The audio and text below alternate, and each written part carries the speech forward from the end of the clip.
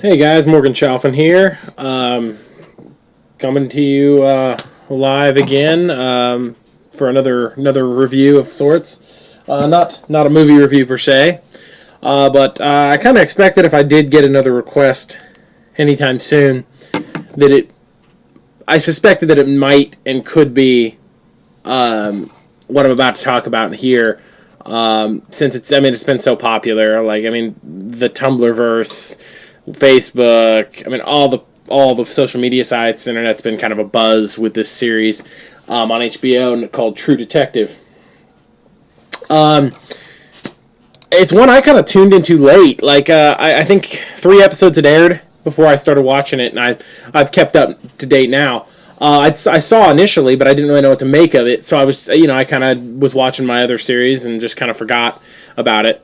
And but once I started tuning in, it was really, really compelling. And anyway, I got a request to review it, I guess, even though it's not finished yet, I guess. But up to episode 7, I think, I will.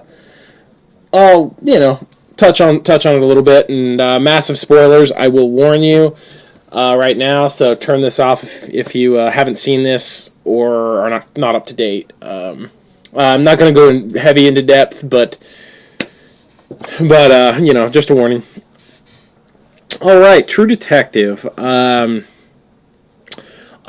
Initially, from what I've read up on it and everything, is it was actually pitched as an anthology crime drama series.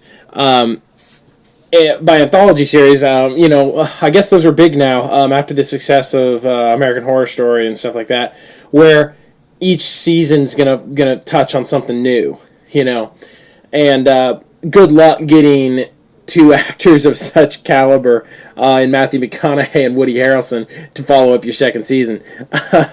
So we'll see who they can get to do the next season. I'm really interested to see. The series is directed, or at least the first season. The second season might not be. I don't know. It's written by a guy named Nick Pizzolatto, I think is how you pronounce his name. I don't know who he is.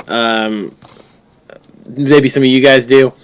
The guy's a good writer. I gotta give him that. The series is a little slow in spots, but that's a small gripe. Small gripe. There's almost too much exposition sometimes, but at the same time, I like it, but you could probably cut a little out and then not be going into your episode 8 where everybody who's watched this is thinking, how the hell are they going to wrap all this up in one more episode? So it'll be interesting to see how, because the first 7 episodes have been amazing, and the pacing's been pretty good up to this point, except up to last episode, where, they might run out of time, and I don't know. We'll see if it all wraps up nice and neat, or what the deal is. I don't know for sure yet.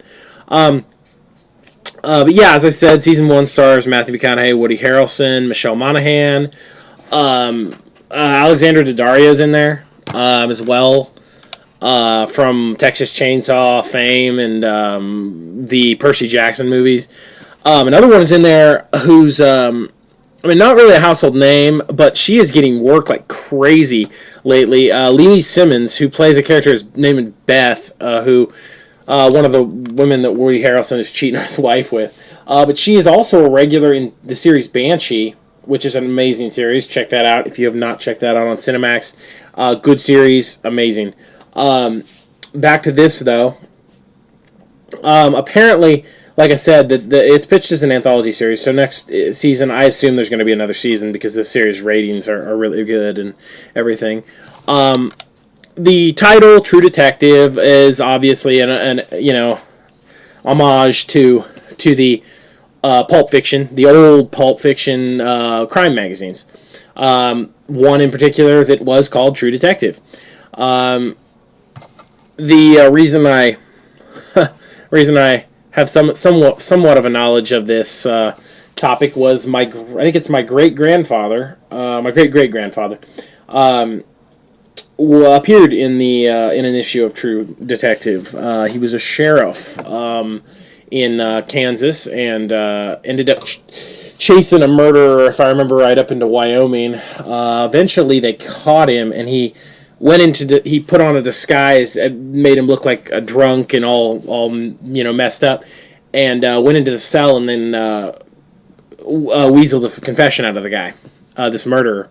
And the pistol that murderer had on him, back from, this would have been in the maybe the 30s.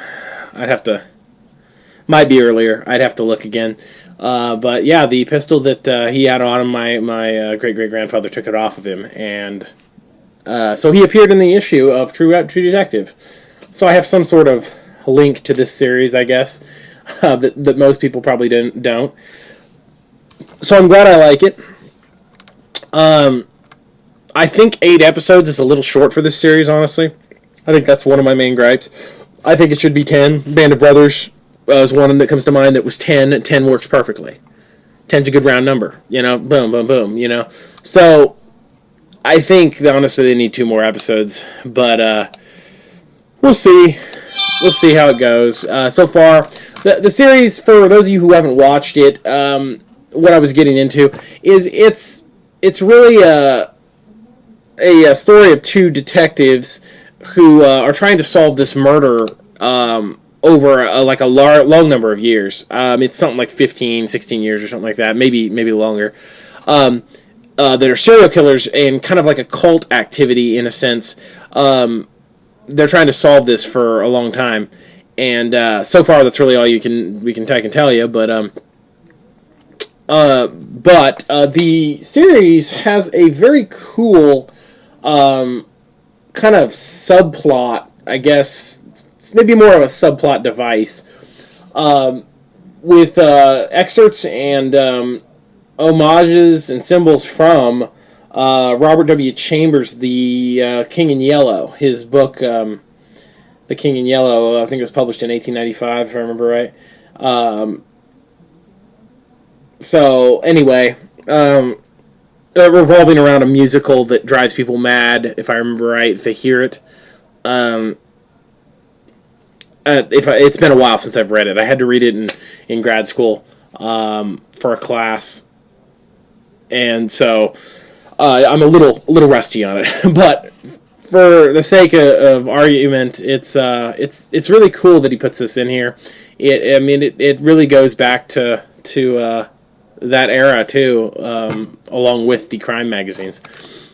But so yeah, if you're a fan of this series and you haven't read that, it's a collection of stories where the King in Yellow, the play, kind of plays a back fiddle to several of the stories, if I remember correctly. We didn't have to read them all. Those stories have been kind of pulled into like the Cthulhu mythos or Cthulhu mythos of H.P. Lovecraft, even though they came before it.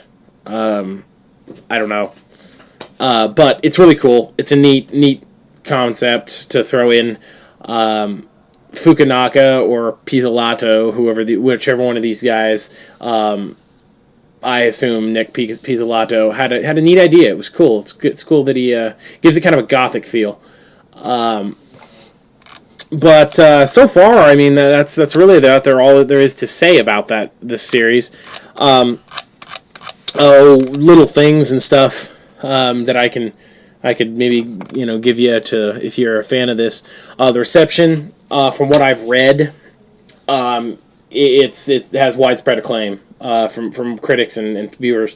Rotten Tomatoes, I'm looking at it now, I guess, holds it an 88% certified fresh rating, with an average score of 8.4 out of 10 based on 57 reviews. So really not that many reviews, I guess, but still, I mean, it's a high rating. On Metacritic, it has a rating of 88 out of 100 based on 39 reviews.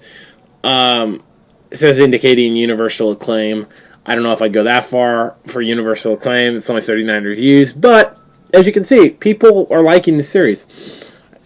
Yeah, I mean, it's a fantastic series. The pacing, like I said, is a little bit, I don't know. I mean, I'm really hoping they'll be able to tie this up, effectively. I know they'll really tie it up somehow, but yeah, we're gonna have to see if they can tie it up right. So we'll see. Apparently, The Atlantic called the series the best show on TV after the fourth episode aired. Um, Apparently, that's what the that's what that came. Let's see what else we have.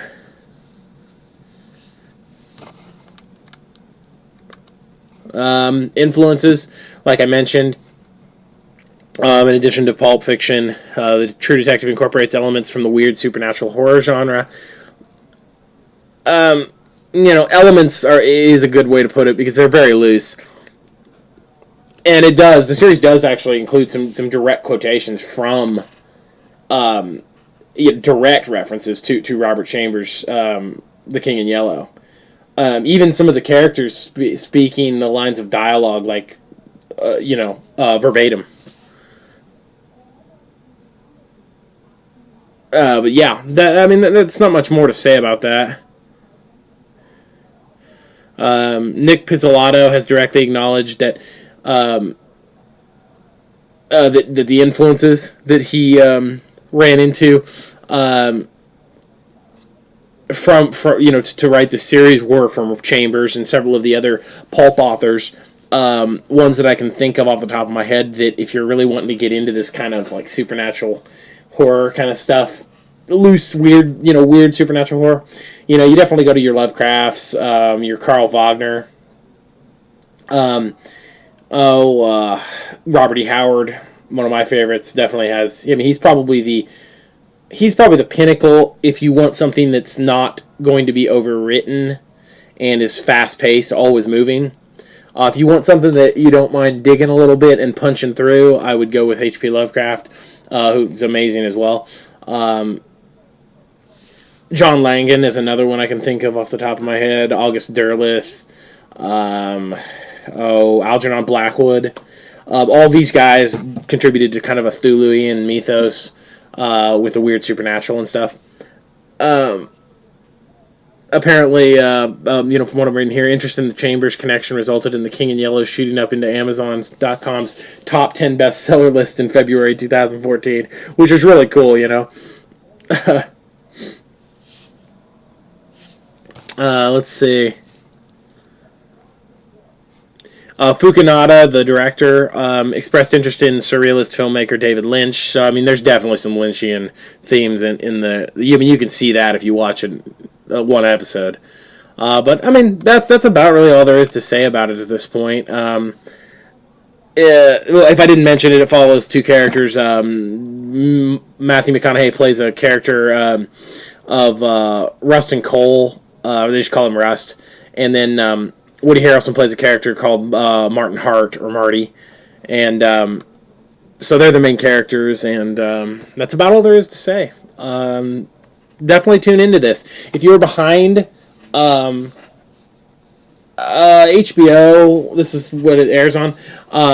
It's pretty good about replaying episodes. I don't know if you're going to be able to catch it from the first episode, but they do usually play the previous episode if you're like one episode behind. They usually play them Wednesdays, I think.